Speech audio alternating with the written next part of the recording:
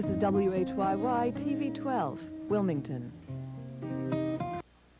Hawaii's finest are back on SCTV, but this year with a new look. Join Dano, Chin, and their new boss, Hawaii's famous crooner, Don Ho, in Hawaii 5-Ho. Chief, here's that file we've been looking for. And that number checks out, too. Chief? Chin, Dano, listen to this. Pookie, pookie. Chief, what are we going to do about these suspects? Book 'em, Dano. Pookie, poo. Hey, Dano, how do you play a 7th minor? Okay, Chin, we cover all the exits, okay? Make sure no one leaves. Hey, Ho! Yo, Dano. Looks like Frank Sinatra's playing here tonight. But there's no warm-up act. Chin, Dano, book me.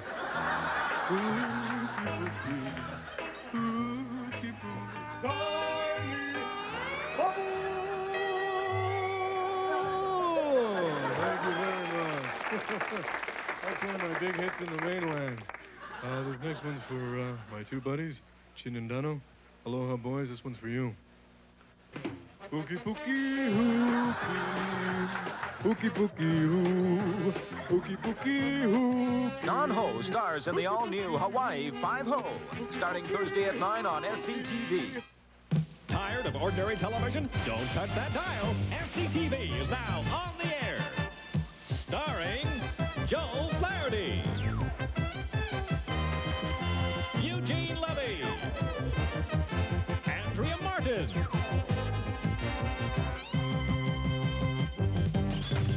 Rick Moranis, Dave Thomas, featuring Robin Duke and Tony Rosato. Television like you've never seen it before. This is the SCTV Television Network. All right, just come in when I tell you, all right? And get the energy up. Good Lord, we're running a show here. Oh, hello.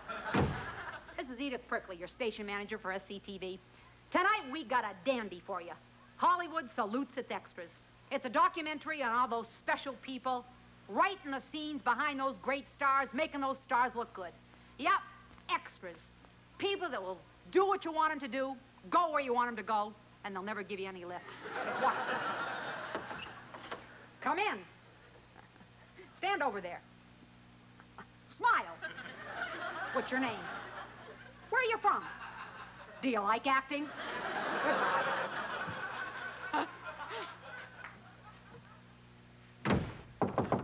Yeah. Oh, almost forgot. Gotta pay these mothers. They'll give you union trouble. Go back to acting school, will you? So stay tuned. Hollywood salutes its extras. You'll love it. Jake, what the hell? You stood there like a... All I want for Christmas is my two front Can Ella Fitzgerald tell if David Seville is singing live or on Mamorex tape? two front teeth.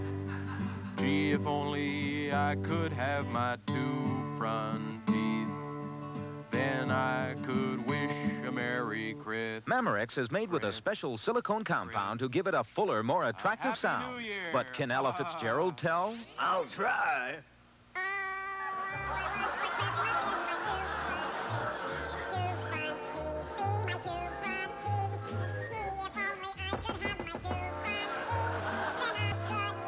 Oh, well. Mamorex cassette tapes. Not even Ella Fitzgerald can tell.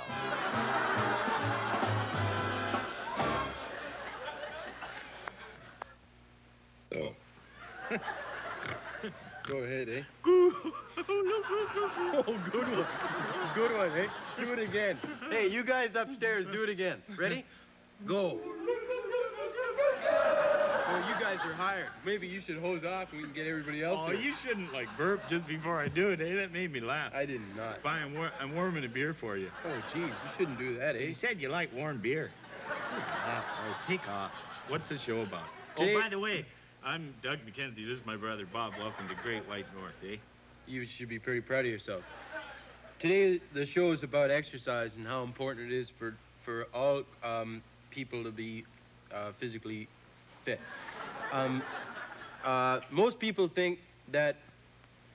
Jeez. What? Are you okay today? I exercised today. And What's wrong?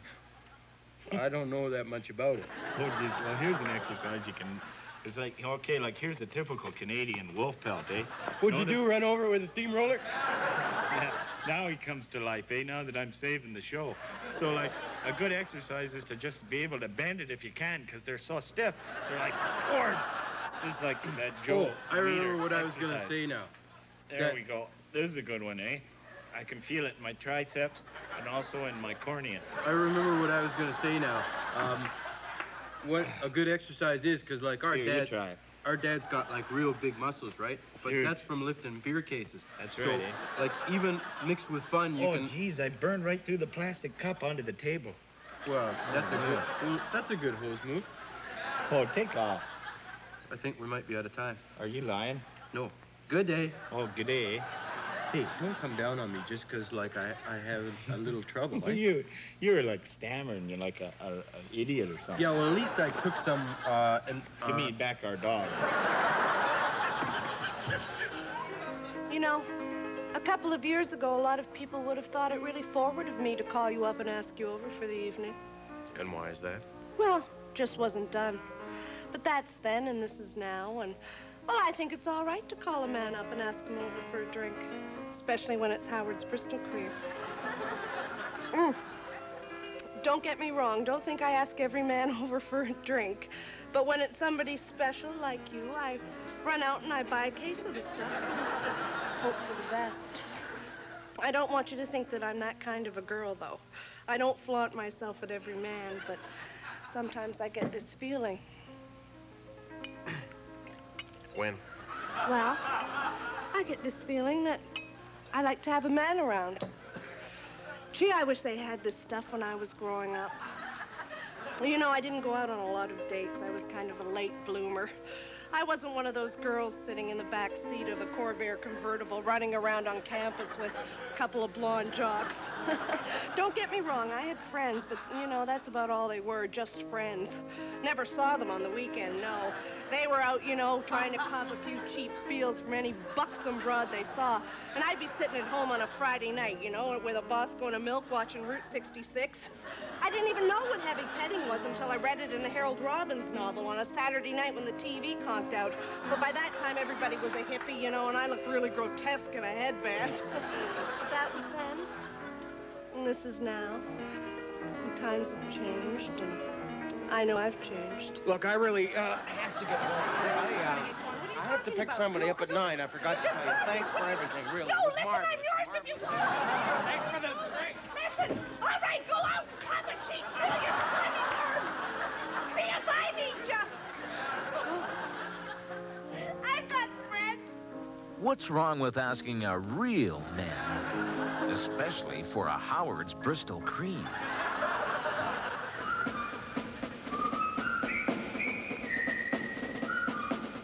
Hi, I'm Gene Siskel. And I'm Roger Ebert. And tonight we'll be reviewing some new films that Gene and I feel very strongly about. That's right, Roger, and our feelings on some of these films aren't necessarily mutual. Right. On some of them, we vehemently disagree. But on others, we hardly concur. Some of them we see eye to eye on. But on others, we don't even begin to agree. Now, tonight, our first film is from... On some of them, we can't even come close to agreement. It's from 20th Century Fox. It's a new... And even if we did agree on some of them, the rest of them we argue about because we don't see eye to eye on them. Right, Gene? That's right. And when that happens, the fur is really going to fly. That's when the popcorn will hit the fan. All right, here's our first film. As I was saying, it's from 20th Century Fox. It's another in the Star Wars series, and this one's entitled Empires Are a Girl's Best Friend. Now, they claim this cost $50 million to make, so let's take a look at it.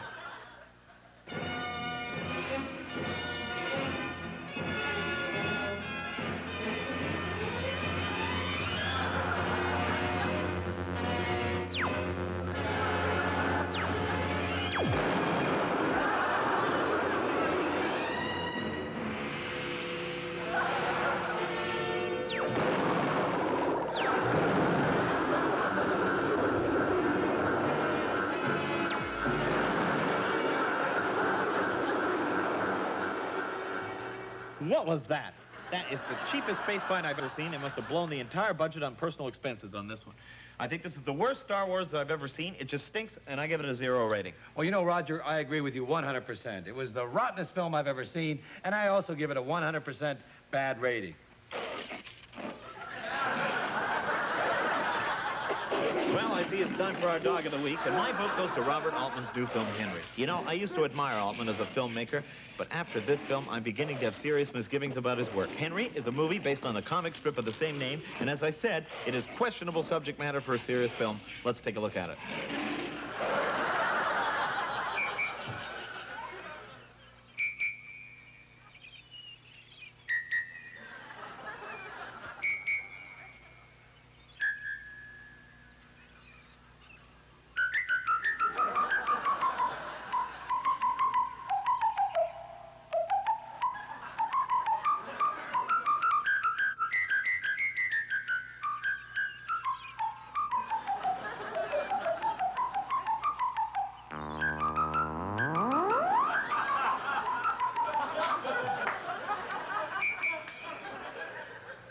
Well, I totally agree with you, Roger. Robert Altman, the man who gave us McCabe and Mrs. Miller and Nashville, has now given us this. I think he's gone totally bonkers. Well, that's about all the time we have. Next week, we'll review Bob Fosse's next film, All Those Polkas. And we're going to take a look at Ingmar Bergman's latest opus entitled Winter Pledges. This takes place at a Swedish fraternity house in the early 60s. So, until next week, keep seeing those movies.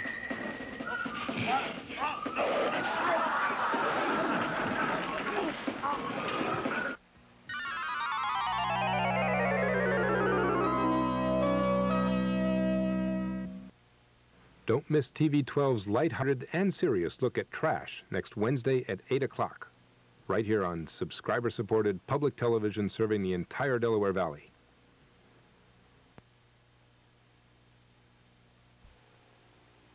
Monday night, Jacques Cousteau and the crew leave the sunny Riviera for a grueling voyage to the South Pole. It's a hazardous journey through raging Antarctic gales into a frozen world populated with hardy and bizarre creatures. A world where the chemistry of fire and ice combine to produce conditions deadly to even the most experienced adventurers. It's the great explorer's most trying test. Cousteau in the Antarctic, Monday at 8 p.m. on TV 12. Nothing is too good for the American people, says a complacent slogan of a complacent day. And the people, pleased with the present, fearless of the future, see little reason to doubt it. In the good old summertime, in a mood of national serenity, America enjoys the innocent pleasures of innocent years. Spend some time in the America of the turn of the century on the Innocent Years, Monday at 10 on TV 12. 140,000 people make SCTV possible, and we certainly hope you're one of them. Coming to SCTV, it's the Great White North Palace, starring those wild and crazy Mackenzie brothers, with Bob and Doug's special guest, Morgan Fairchild, and Joyce DeWitt, featuring Don Costa's Great White All-Union Orchestra, the exciting Great White Dancers, and special guest star Tony Bennett. All this and more on SCTV. Watch for it. And now, ladies and gentlemen, an SCTV special presentation. Hollywood salutes its extras. Another in the SCTV series on bad acting in Hollywood. And here's your host, Mr. Kirk Douglas.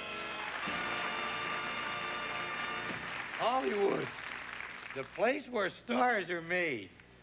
Stars like me! You know, in all the years I've been in motion pictures, I've discovered one thing. It takes more than stars to make a film. That's right. You need more than your directors and your cameramen, too. You need that someone with a little extra special quality. I'm talking, of course, about the Hollywood extra. The person who fills in the gaps in the director's shots. I've got the brown and the blue suit. Either one, Jerry. It doesn't matter. One of the greatest experiences I've had as a Hollywood extra was working with Elizabeth Taylor and Richard Burton on the set of Cleopatra. It was particularly challenging to me as an actor because I got to play about 10 different parts. I was an Egyptian foot soldier, a Roman sailor, a poor person in one of the many street scenes, but aside from that, it was an exciting flick to work on.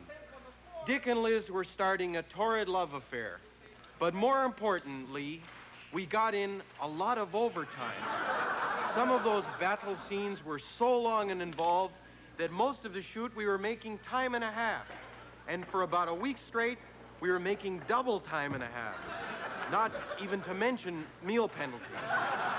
As a Hollywood star, one of the most eventful things would be to go to work early in the morning, look out the tinted glass of my chauffeured limousine at the hundreds of extras being herded around like cattle and play a little game. I'd see how close I could get to them without acknowledging their presence. All right, monkeys number 1 to 500. Take a break. Back in 5. Yeah, that felt good. I was hot that time. Listen, would you mind staying over a little bit to the left, though? He said, short monkeys up front, and I was flawless. Talk to you later. Oh. Is this on? Ha, ha, ha. Seriously. One of the joys about being an extra in this industry of ours, aside from honing your craft, is working side by side with the stars. I'll never forget the time I was working with Cary Grant, Sophia Loren, and Frank Sinatra on the film The Pride and the Passion. I was one of the few extras who spoke English, and I desperately wanted a chance to sit down and chew the fat with either Cary or Sophie. Sophia, as you probably know her. Frank had a reputation even back then, and I must admit he was a little intimidating.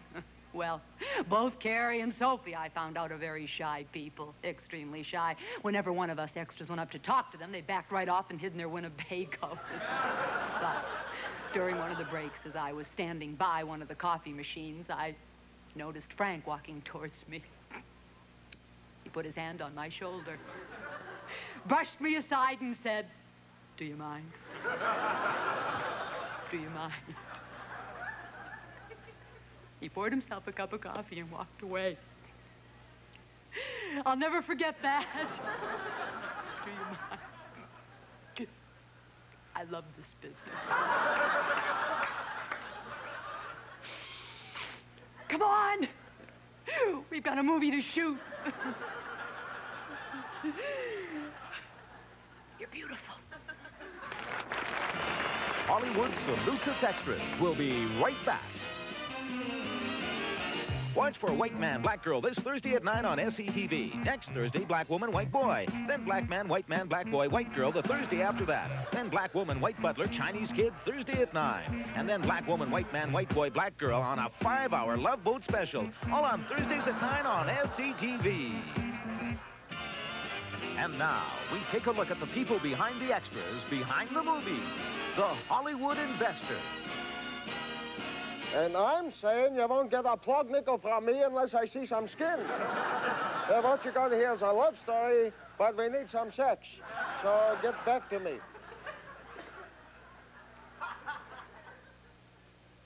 What are you doing here?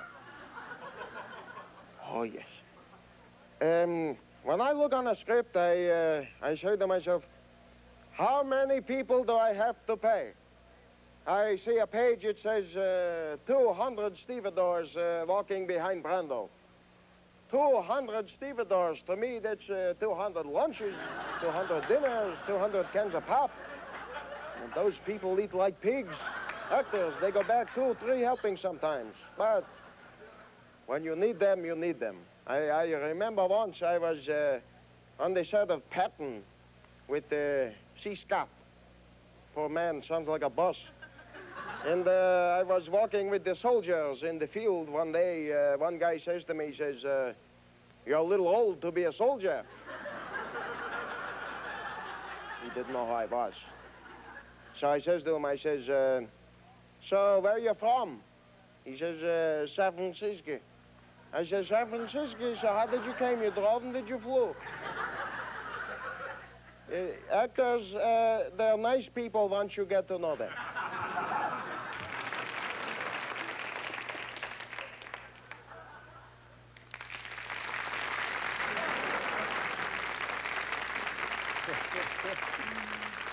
I guess the one good thing you can say about being a Hollywood extra is you never get lonely. You have to do your job and do it around a lot of people all the time. It's not easy. I think I'm running out of things to say.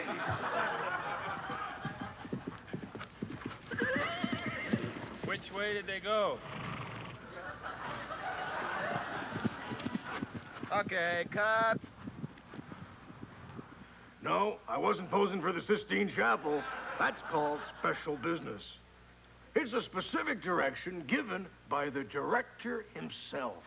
And I'll tell you, it's quite an honor.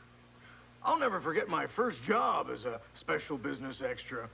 It was on a little film I like to call the 10 Commandments. That's right, Cecil B. DeMille. I was doing a scene in the mud pits, and Chuck and I, Chuck Heston, that is, we were slaves kneading the mud into bricks with our feet. Well, you remember that. It's a very famous scene. Well, there was an old slave, a brilliant, brilliant extra, who was too tired to do the work. So the slave master kills him with a spear. Now, the blood was fake, by the way. As a matter of fact, I was right there when they put it on the guy, right there. I turned to Chuck. I said, Chuck, do you not think the blood looks fake? Well, Chuck looked at me for the longest time and seemed to agree. Anyway, Cease wanted me to make a move to help the old guy, you know. Not actually touch him or even get close to him. Just make a move as though I was going to help him. Well, you can see how complicated it was getting. Because Cease, being the perfectionist that he was, we had to do that move about 12 times, or 12 takes, as we say. I would turn too much or not enough. And one take, I actually lost my balance and fell into the mud. And when it was over, there was no thanks, Miles, or good job, Miles. I did my job, and I think that's what it's all about.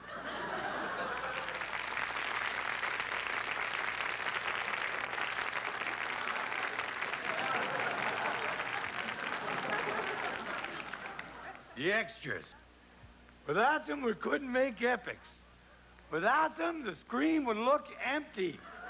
They are the armies, the steel workers, the secretaries. They are the... excuse me.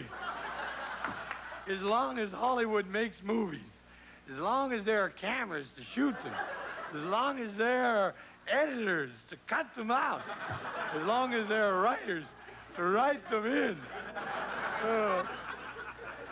Good night.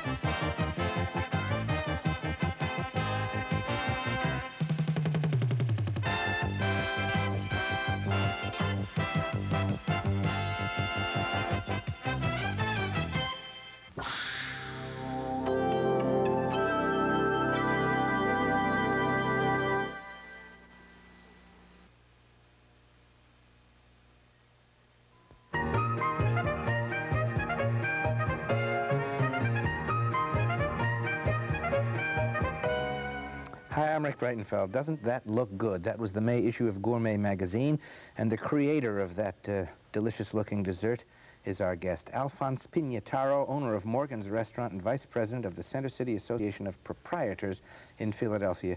Alphonse, congratulations on that strawberry thing. Tell me about the restaurant gala that the association sponsors. The Restaurant Gala is an event that we have each May, and it brings together 20 to 25 restaurants to help highlight the tremendous wealth of restaurants that we have in the city. What do you do? We all cooperate and we create, I think, one of the best parties in the city. The organization, Center City Proprietors, it's part of our function to be concerned about the vitality of Center City, and one of the things that we think that we give to Center City are great restaurants, and it's a great tourist attraction. What does the party amount to? You go from one restaurant to another? No, it's all at the Bellevue. It's held at the Bellevue Stratford, and all of the chefs come together, and each chef prepares a course. The food must be exquisite. It's a wonderful event, and we have all the wines that accompany it, and there's a tremendous buffet of hors d'oeuvres first and then desserts later. But no restaurant will be overshadowed, so they really must push it. Are there too many restaurants? I know there's been a renaissance, but do we have too many? I think there might be too many. I think that there's the customer base is sort of dwindling because of the fact that there are so many restaurants, and it's difficult. It's always been a very difficult business. But just a decade ago, everyone was complaining there weren't enough restaurants. Well, I don't know where the happy medium is. I guess there are always restaurants opening and restaurants closing. It is important to tourists, though, isn't it? I think it's a very important thing for people to come into a city and have a nice place to eat and tremendous choices for places to eat. Honestly now, how does Philadelphia and its restaurants compare with San Francisco and its, or New Orleans and its, or Chicago and its restaurants? I think we compare very favorably. I think I was just in New Orleans for the Jazz Festival last month, and I ate at many different restaurants, and I must say that I think that the food that we serve in the city and the variety of foods that we serve in this city are tremendous and easily comparable to either of those cities. I have spent some time in San Francisco also. Is the quality of the food the single most important criterion in the success of a restaurant? I think a lot of people go to restaurants for a lot of different reasons. And I think that the food is important for some, and the ambiance and or to be seen or to be in a space where your friends are or whatever it is important for other people. So it's a combination of, I think, how it is that people want to be in a restaurant. How'd you get on the Gourmet magazine cover? Well, that was luck, I guess. The choice for who's on the cover of Gourmet basically rests with what sells magazines, and we had the opportunity to have a photograph taken at our restaurant, which they liked, and they felt it would help sell the magazine. It was through Cat's effort that Fred Ferretti became very familiar with Philadelphia through attending 3 of the restaurant galas, and he's the gentleman who wrote the article for Gourmet, and I think it's a tremendous plus for the city to have such a wonderful overview of the restaurants. Certainly in is. that issue. This is Alphonse Pignataro, who's owner of Morgan's Restaurant, which was a tavern many, many years ago and is part of Philadelphia's cultural heritage. Restaurants, you could consider them part of the city's culture. Why don't you visit one? And be sure to visit the Spotlight again. I'm Rick Breitenfeld.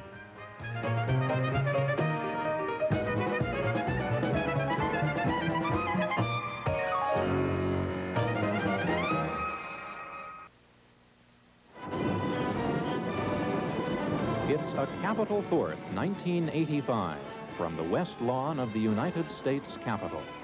Join the National Symphony Orchestra for this annual festival of music and fireworks, featuring special guest conductor Leonard Bernstein. Make this gala 4th of July from the nation's capital part of your holiday. The celebration starts Thursday at 8 o'clock. From the cathedrals of Europe to the skyscrapers of New York, stone carvers have brought enduring beauty to our built environment.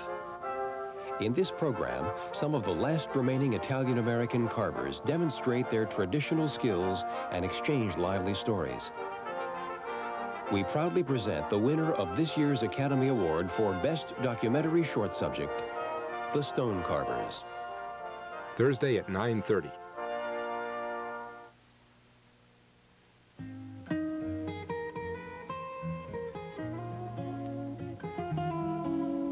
This is WHYY TV 12, Wilmington.